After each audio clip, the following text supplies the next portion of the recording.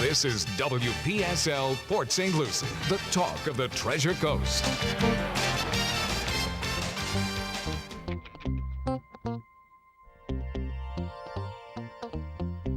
Views expressed on the following program are not necessarily those of WPSL. However, we're the ones that do encourage you to like and share them on Facebook and other social media because it's time for the African American Scene, presented by Howard Insurance of Port St. Lucie and hosted by Rudy Howard. Good evening, good evening, good evening. Always glad to be with you here on a Wednesday night. Boy, oh boy, there is plenty of stuff going on.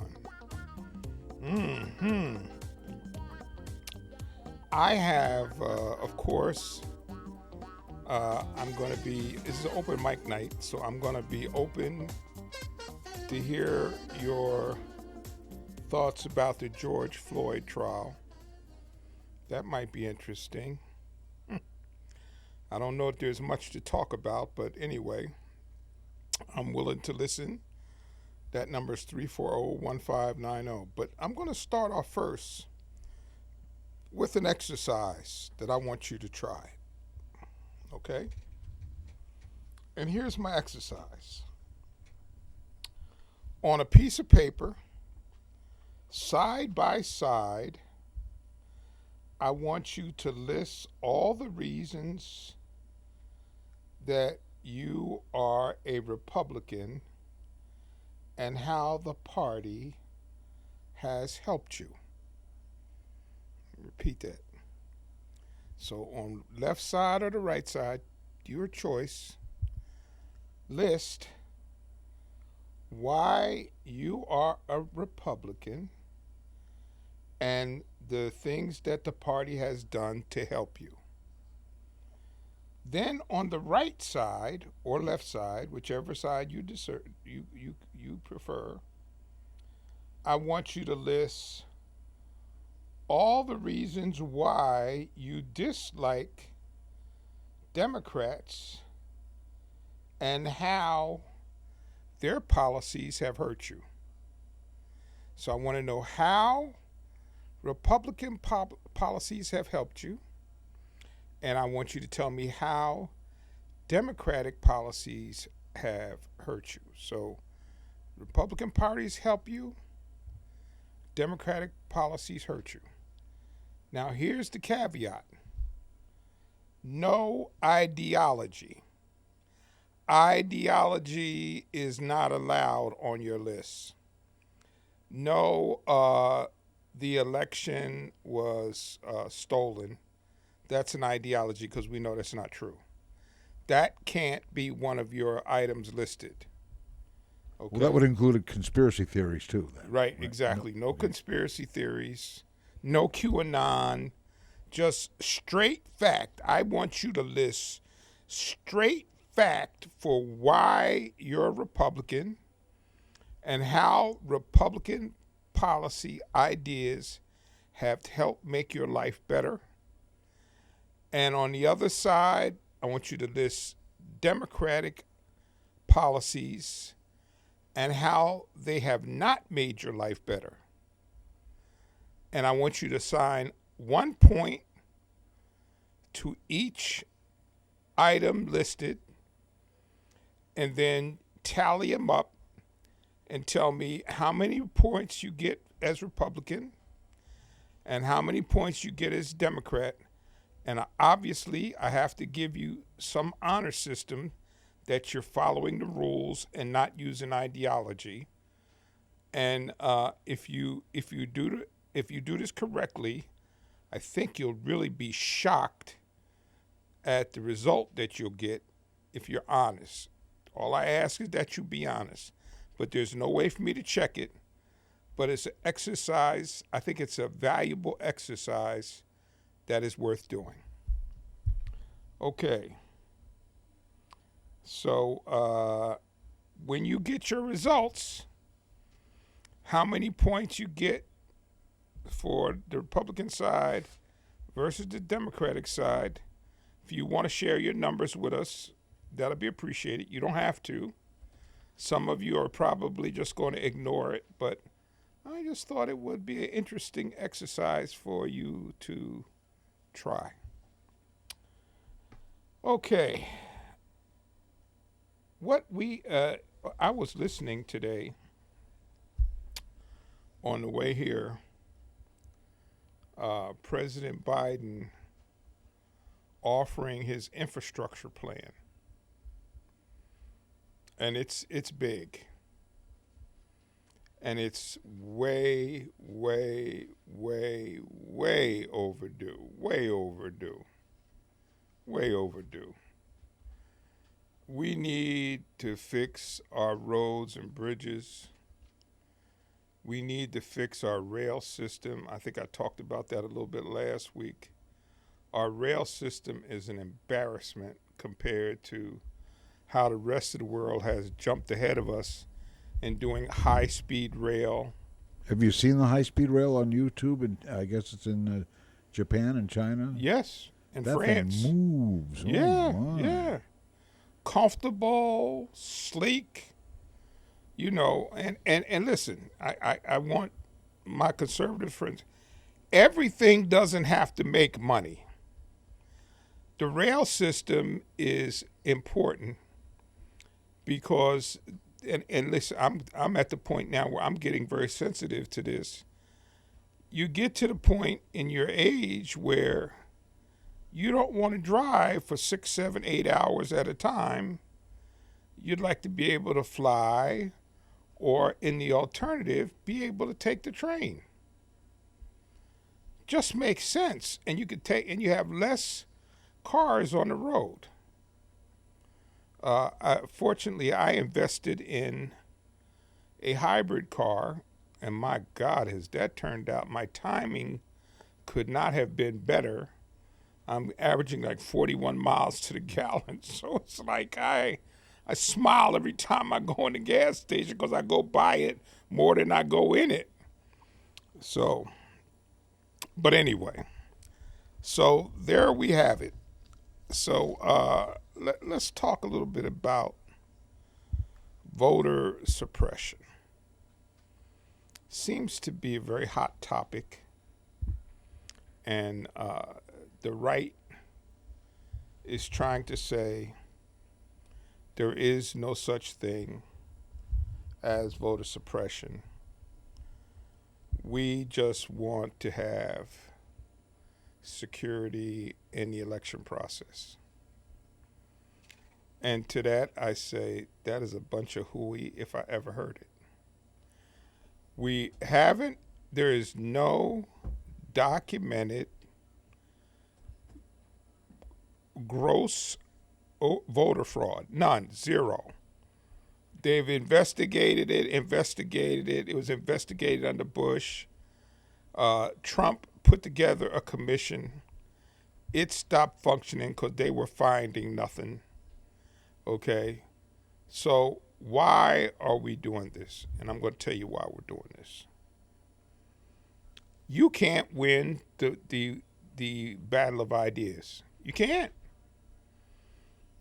You have become cowards.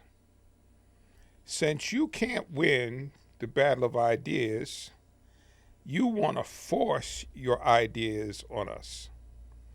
Except though I keep telling you all the time, and I talk about this all the time, as Cliff will tell you. My people in the middle, they don't let me down. They don't like injustice. They don't like unfairness. And while they're quiet, they're not boisterous. They're not going to go out and protest. They're not going to march. They're not going to support injustice.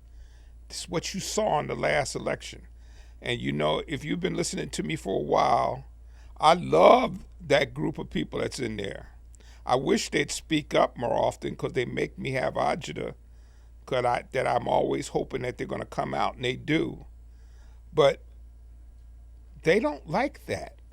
Y'all haven't figured that out yet. So when you come with these highly volatile social issues, my brothers and sisters in the middle go, I ain't going to march. I ain't going to protest, but I ain't voting for that. That's why Trump lost by 7 million votes. 7 million votes. You know what that's like? I'm going to just give you an example of what that's like. That's like getting beat in a basketball game by 30 points. That's called a whooping. That's a cold-blooded whoop. You got a whooping. That is the one prediction that you did make that came all the way through. Yes. Because predictions are always kind of scary because it's a 50-50 chance. But right. But that one was a good one. Yeah. Well, I have the ultimate confidence that I know those people. I know so many of them. They are just good people. They just not going to speak out loud. They're not going to make any noise. But when push comes to shove, and there's a difference between right and wrong, they are going to support the right and not the wrong. And Winnie on line 1, yes. How you doing, Rudy and Cliff? Good. How you doing? Anyway, good. What do you think about that Georgia governor? Trying to change the subject a little bit. That Georgia governor, but he trying to change the voting rights. Yes. I want the blacks to turn out in people to turn out in numbers and things like this here. What kind of law is that? Well, let me tell you, that is a disgrace. And you're going to see, they've already taken them to court with that. There's been at least 2, maybe 3 lawsuits filed already to overturn that piece of legislation that Georgia just passed. I suspect that it may even end up in the Supreme Court, but I suspect there's a strong possibility that some of that legislation gets overturned. Supreme Court. Yeah. That'd be good. Anyway, gotta have that David Shelter like George Floyd case to start that month. I'm looking at it every day to keep up what's going on with it. They say it's probably gonna last about 3 to 4 weeks. So I hope they have a good verdict. Have you been watching it? What do you think? I hope they get out. I hope they get something, a second degree, manslaughter. They can't get all 3 charges. No, I don't think they'll get all 3 charges, but I get about 1, maybe second degree. I hope they get that one. Second or I hope it'll be a good turnout. That's what I'm trying to say. What you say, man? We're not gonna go that way. Well, let me tell you one of the things that I'm very happy about.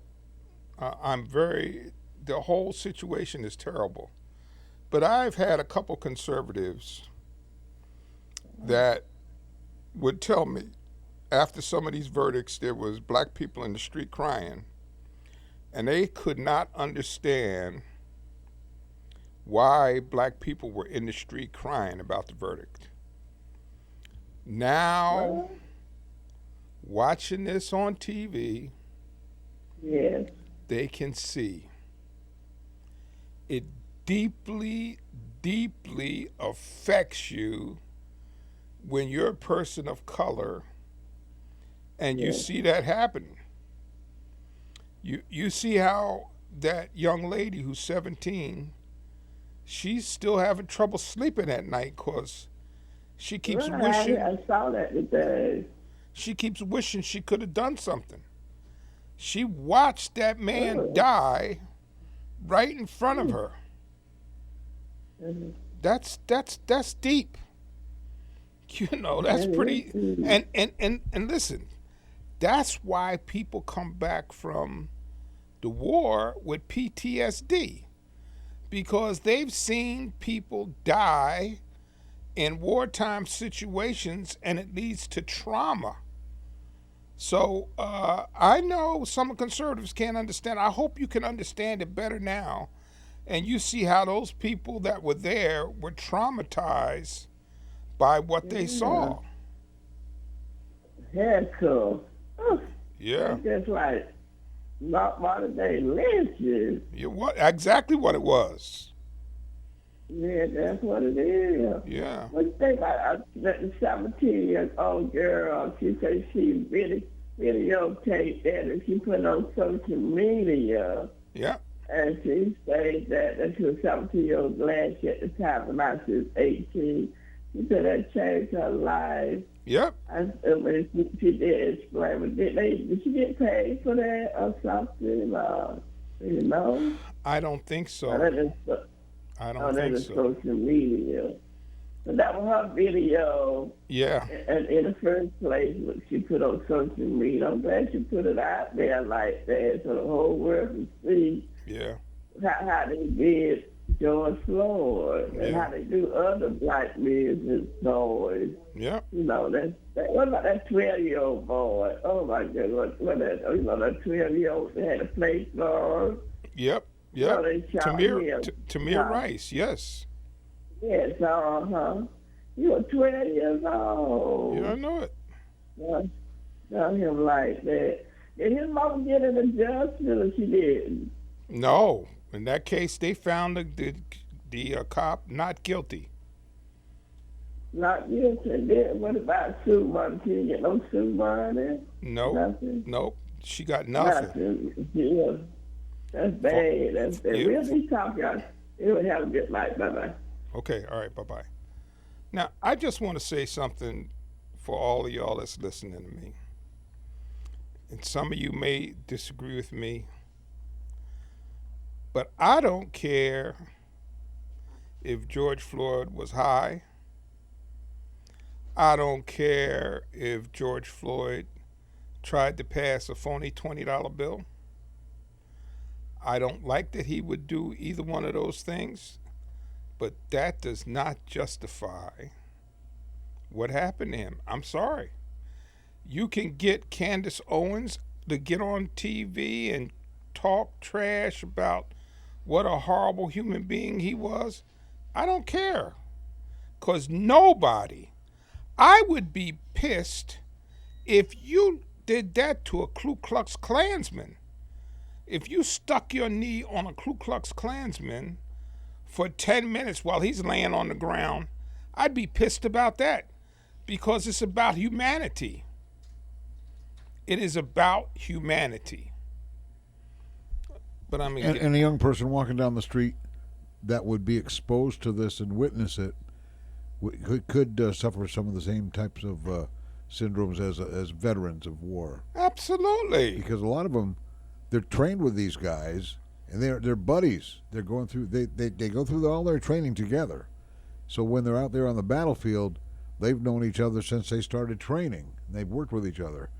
That's traumatic when you see your buddy die right in front of you. Oh yeah. But when you're a civilian and practically a child still, and have to see this stuff in your own country going on, in the streets of your own country, it makes you wonder, what would they do to me? Well, that's exactly. You know. That's what the 17-year-old girl said. Yeah. She saw her fathers and her uncles and her friends. That's just. It's heartbreaking. Don't be surprised if she doesn't need some counseling, because it's a very traumatic experience. She probably does need some counseling. Yeah. Oh, yeah. That little 9-year-old, too. That's ingrained in her mind. 9 years old, she watched that man die on the street like that. And she watched a police officer with his boot on the guy's neck. Yep. You know? And so that, I mean, it can't be explained away. I mean, I'm hearing what the news agencies are reporting, that that he was on some kind of drugs that made him like super powerful or something. But they obviously didn't work that well. They didn't keep him alive. If you look at the tapes from the various angles, he was not putting up a big struggle. First of all, he's a big man. So if he was really putting up a big struggle, it would have been obvious. You would have seen it, because he would have been tough to take down. But hey, all of that, when I look at what happened to him for a false $20 bill, and I think about Dylan Roof, who went into Mother Emanuel in South Carolina and killed 9 people in a prayer meeting, and they picked him up and took him to Burger King before they took him to jail. That's just infuriating. Could that be perceived as white privilege? I think that's exactly what that is. Now, maybe a few other people might understand that now. That's what we're all talking about when it's said, because it appears kind of privileged to me to get to go to Burger King on the way to jail. I don't know anybody who's ever been taken out to eat first before they go to jail. They usually made you wait until they serve the food at the jail. You know? Look, one of the guys that got picked up for invading the Capitol has said that he's being traumatized by being locked up. Oh, well. Whoopee-doo. Now, was that before or after he broke the window? Do I feel sorry for him? Not one iota. Well, there was an adrenaline rush in breaking the window and going in there, but then, now what? Yeah, he had no business being in there at all. You know, sometime, you know, I think as kids, we all have to make those decisions when you're with your buddies and they say, come on, let's go do so-and-so. And you go, with me, it was always my father would pop up on my shoulder and go, you know, if I catch you, I'm going to beat the hell out of you. So That's the other thing, too. You Yeah, know, right. You get in trouble, you're in trouble when you get home, too. Right, exactly. So a lot of times I got the courage to say no because I'm looking at my shoulder and he's saying, go ahead, do it if you want to, but you better not get caught. And I decide, well, yeah, I don't think I'm going to do that. But anyway, let's talk a little bit about voter suppression history. First of all, understand what voter suppression is. Voter suppression was initiated to stop black men from voting. That's just the fact. Look it up. You can find it on Google. Historically, that is the purpose of voter suppression. The problem was supposed to be resolved with the passage of the 13th, 14th, and 15th Amendment. The idea that when those amendments passed, they were to ensure equality for African Americans.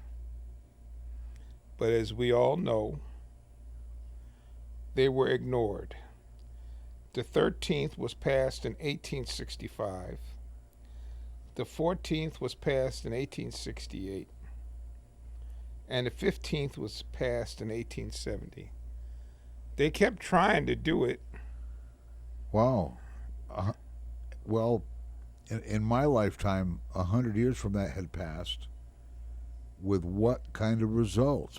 My goodness. Oh, well, the civil rights movement came along in the 60s. Oh yeah, but let's I got some more stuff, good stuff here for you.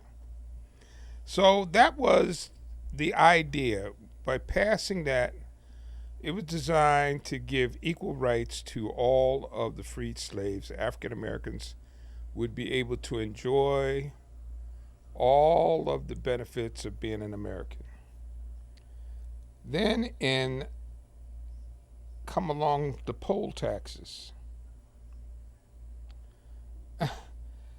The poll taxes were fees that were applied to minorities in order for them to be able to vote. So if you couldn't pay the fee, then you couldn't vote. Now, here's a very important part, because a lot of times, one of the things you hear people say over and over and over and over again, why don't you just get over it? Just get over it. That happened a long time ago. Just put that behind you. You don't have to keep bringing it up. The poll taxes were still around in 1964. Shock you, isn't it? Wow. In 1964, there was still poll taxes in Alabama, Arkansas, Mississippi, Texas, and Virginia. They still had poll taxes in 1964. Just think about that. Just think about that. So when people say, "Oh, you just keep beating a dead horse into the ground," blah, blah, blah. 1964, I was like 13 years old. I was 6. I was in first grade. Yeah. And so you 1964. So, that's not that far. That's not that far long ago. The purpose of having history is to keep history from repeating itself by learning from history. But and people, we haven't learned anything. But they don't want to. They give us selective history, and that's part of the problem. Yeah. Then they had literacy tests.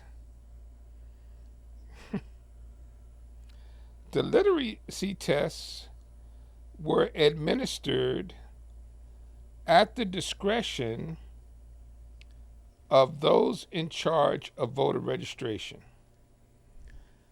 Now, it was complete discretion of who got the literacy tests. And here's another nice little tidbit of information for you.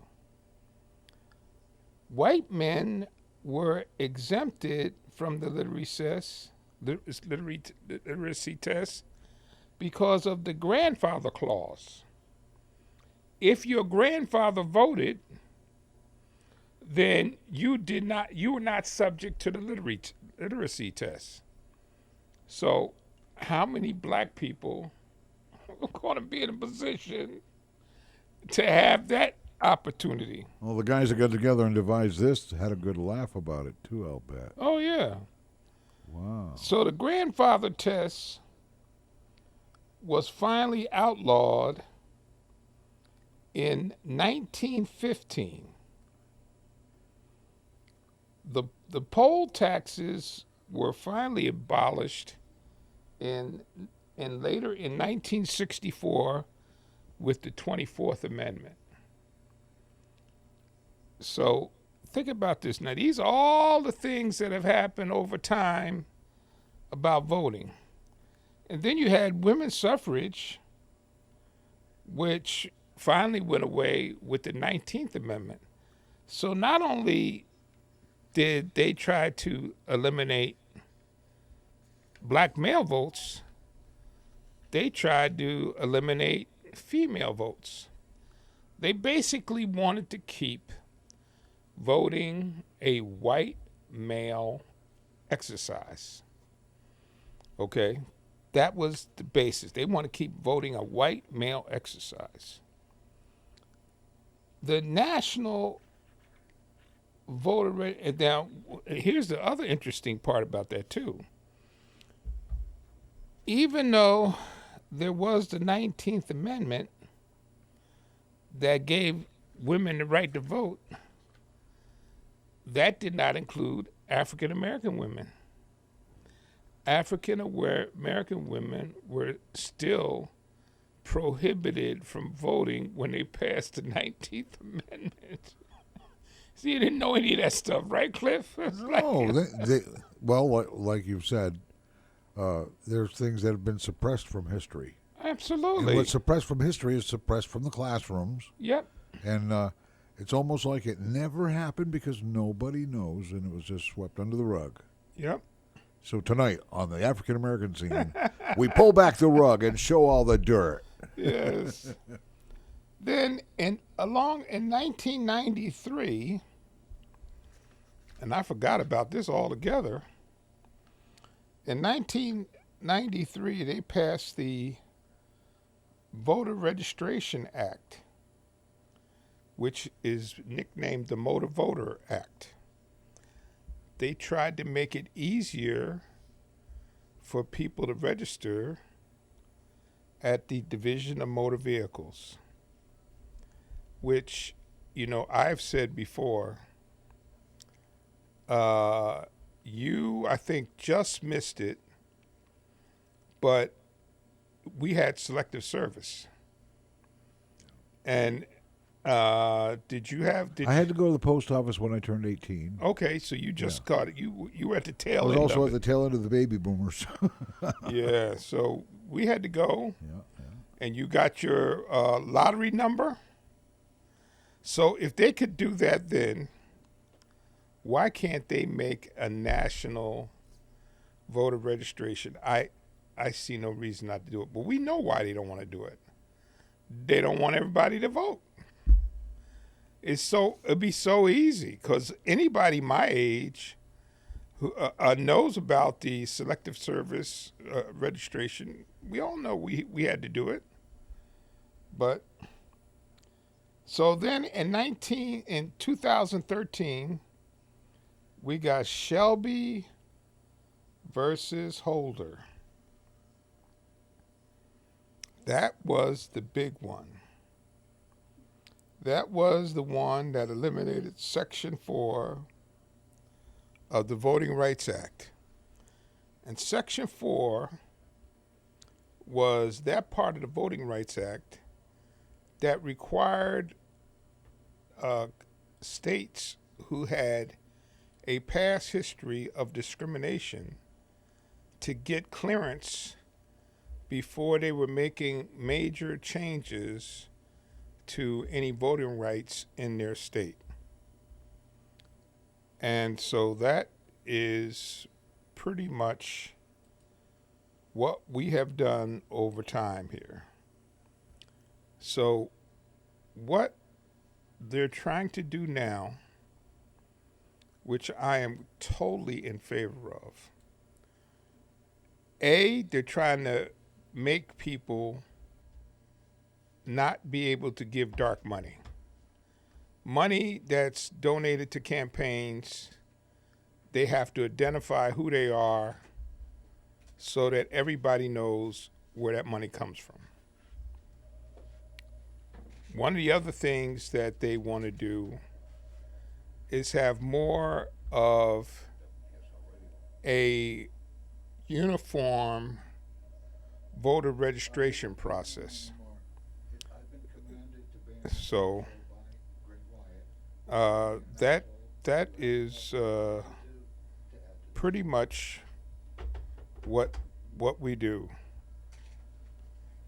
So yeah, I know, I could tell that was, yeah, listen, he did it to himself. I didn't do it to him. I have orders. Yeah, I know. Yeah, yeah, he did it to himself. We didn't do it to him. So what we have now is a situation, and I'm going to tell you again, we need some resolution to what we're doing now. And I think it's important to notice this for the sake of full disclosure. As part of this voter registration, I think they have also included a finalization to make D.C. a state, which I think is long, long, long overdue.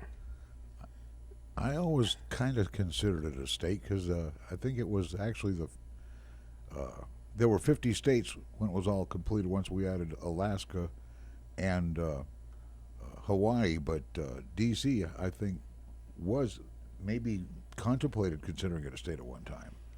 Well, it's been a discussion off and on, but part of the reason, let's be honest, is political.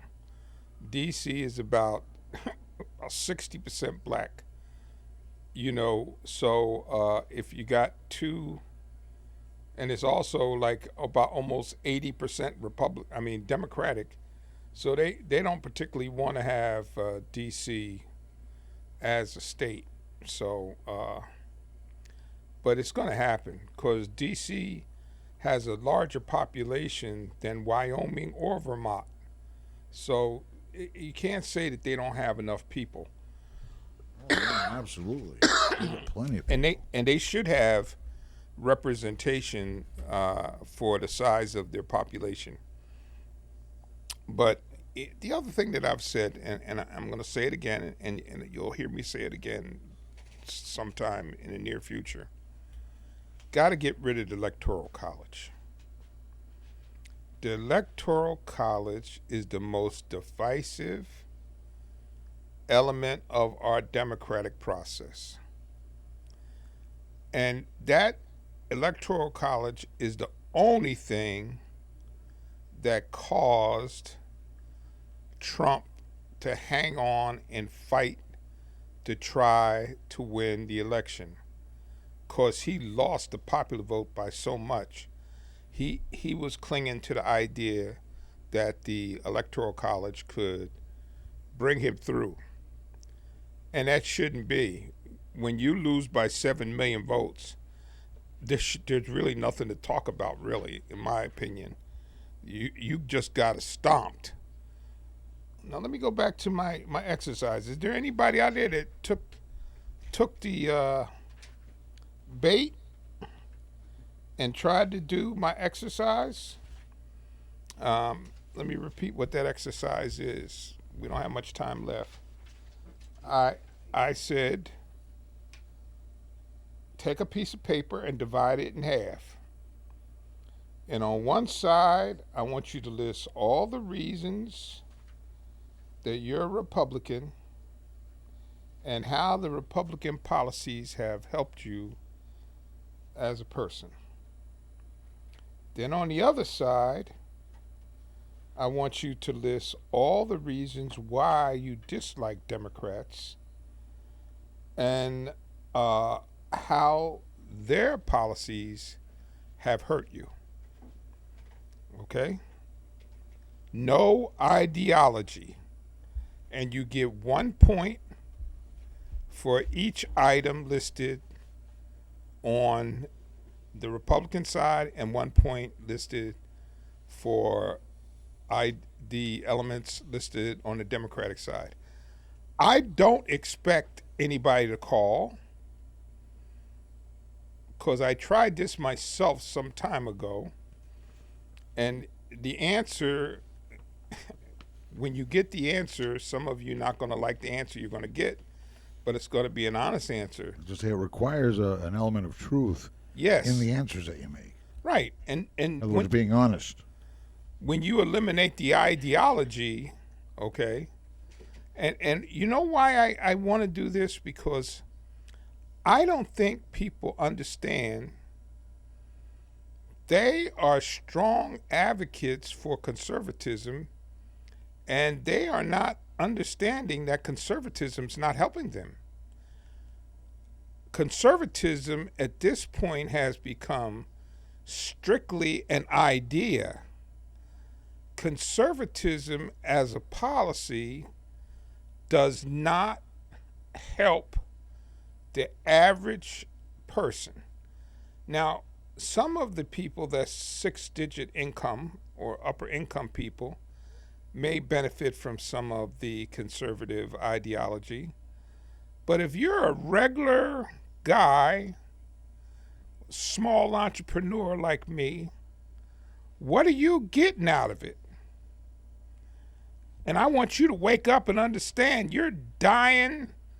You're willing to die on the vine for this ideology that's not helping you.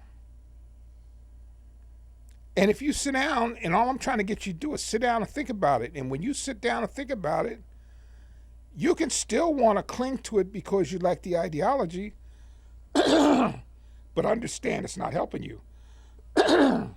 What conservatism is doing, in a way, is creating a caste system. Do Do you understand what a caste system is? India has a caste system, and Isabel Wilkerson, she's a Nobel Prize winning author, wrote a book called Caste.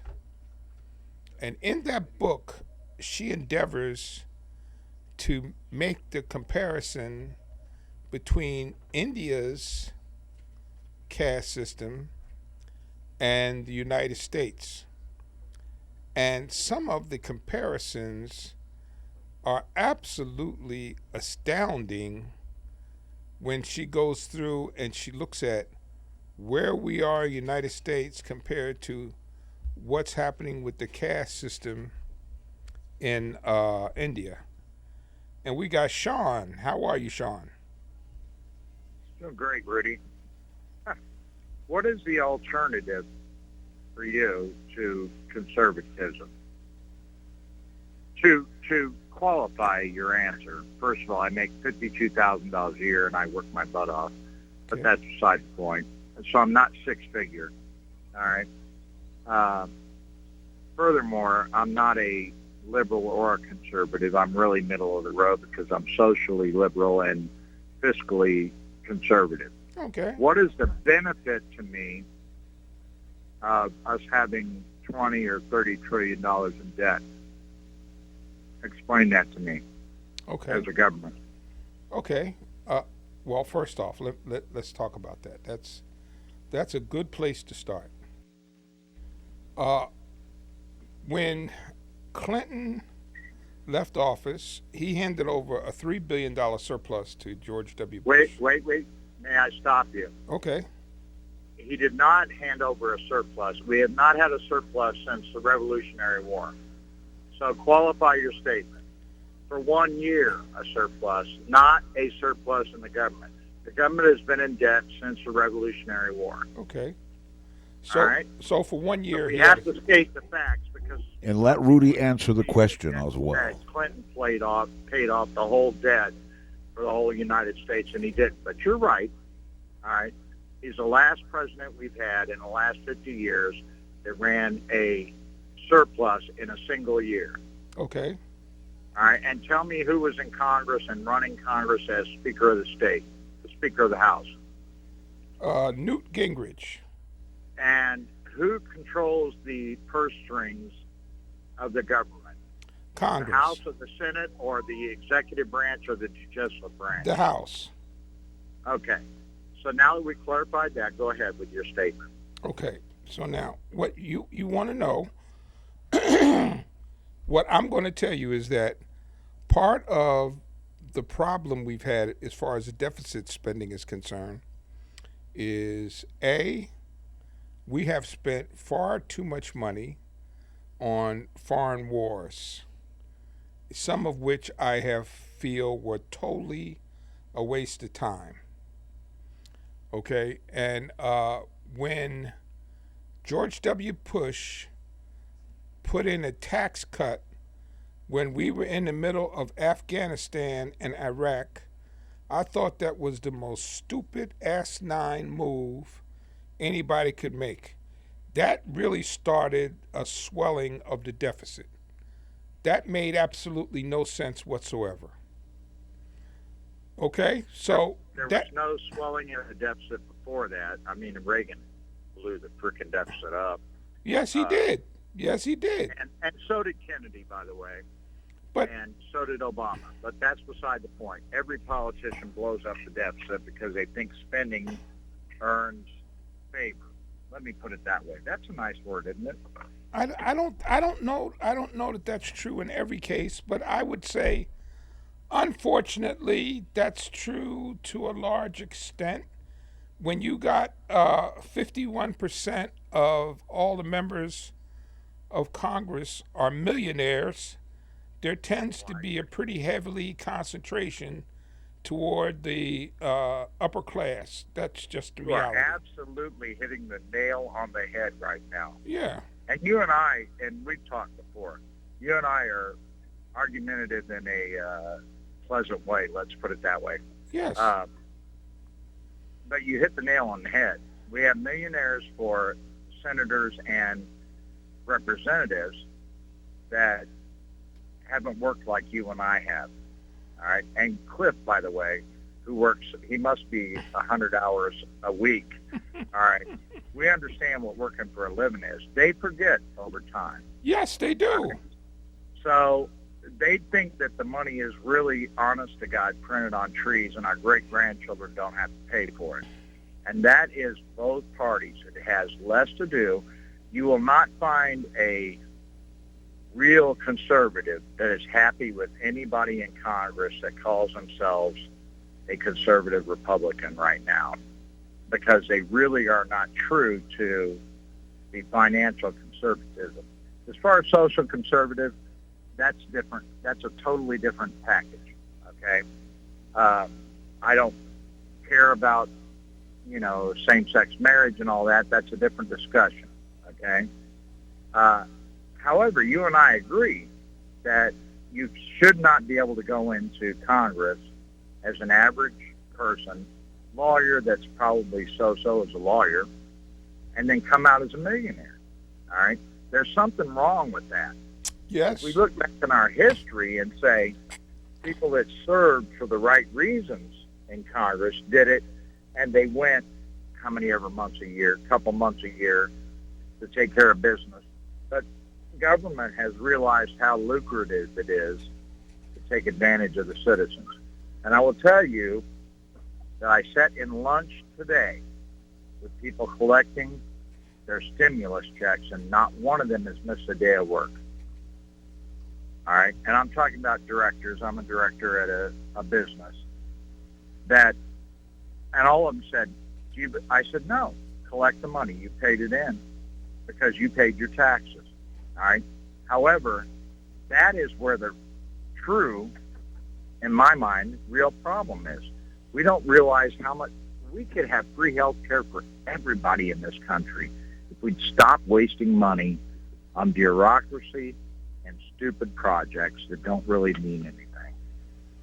I'm sorry? I won't argue that with you, but I'm just going to say, here's the two areas where I think we need to retrench, but we can't because of the dollars involved. We're building all this hardware, okay, for war. Everybody on planet Earth knows they are no match for us if we're in a hardware fight. That's not where they're. That's not. China doesn't. China doesn't really know that's that. not where they're going to fight us anymore. They're not fighting us there. China is preparing for. If we were to attack, China is really the worst enemy we have as far as enemies go, and I'm putting that in quotes. All right. But no, let me finish. For many years, they wanted to be left. Let me finish my thought. The point that I'm trying to make is we pay $770 billion in defense spending, okay? And we should be spending some of that money to improve education for the people in this country and to provide health care. Because the fight that's being fought now is on the internet. That's where the future war is. And we need to invest goo gobs of money, because one thing I am sure of, if we decide to invest wholeheartedly in internet, there ain't nobody can beat us, because we do this all the time. Once we make a commitment to do it, but we can't. And you know why we can't? Because the defense contractors in some of the states where some of the congressmen and senators are, they will fight to the death to keep those productions going. You're absolutely right. And really, it comes back to a simple term. We need two simple things in this country right now. One is term limits, and the other is a flat tax. And you can write the flat tax. You and I can both disagree on certain aspects or agree on certain aspects. But, and I have a lot of very liberal friends, some of them uneducated in what they're speaking about, and some of them educated. And I enjoyed conversations with them. All right. We all agree about term limits because guess what? You give a senator two limits, 12 years. They don't get lifetime anything. They get 6 months severance and coverage in their health care and all that. And then they got to go out and work for a living like the rest of us. All right. We'll see a difference in a change in the way people go for that office. All right. Then, and the same thing in the House, term limits. All right. The same way we have in Florida with our governor. Of course, they always run for the Senate after their governor. But my point being is they can't have their cousin Elmer make a living off of us in some foreign country if they're only in there for 2 terms. Yeah. All right? That's the way we're going to have to stop it. We can all agree on that. We should have health care, but we spend $400,000 on planes that never fly in Afghanistan. We spent $3.1 billion in 2017 on cell phones for people, and most of that's taken advantage of. All right? We spend trillions over the last year on people that never lost their jobs, all right, because we did not have controls. There were people out there that were hurting, that needed that money, and I agree. It needed to be voted in. But there were also people that never lost their jobs that still collected $1,200 to $2,500. But how Sean, much health care will that buy? But Sean, Rudy? I understand. We're coming near the end of the hour, so I don't want to shut you off. But I understand your point. But did the tax cut that Trump gave to the rich people, did they need that? Now you just said to the rich people, which tax cuts, and I guess I don't know whether I'm middle income or lower income at 52 a year. Plus I have some side projects I do, whatever the case may be. All right.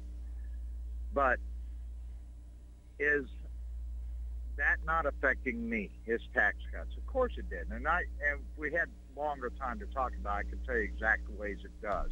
Well, call me back again sometime. As a matter of fact, I would love to know what your favorite meal is because I would love to buy you a meal. You and I would have a fantastic conversation. I would learn a lot from you. Well, thank you. We'll talk about that. Okay. All right. All right. Thank you, Sean. All right. Bye. Yeah. Now, you know I love conversations like that, right?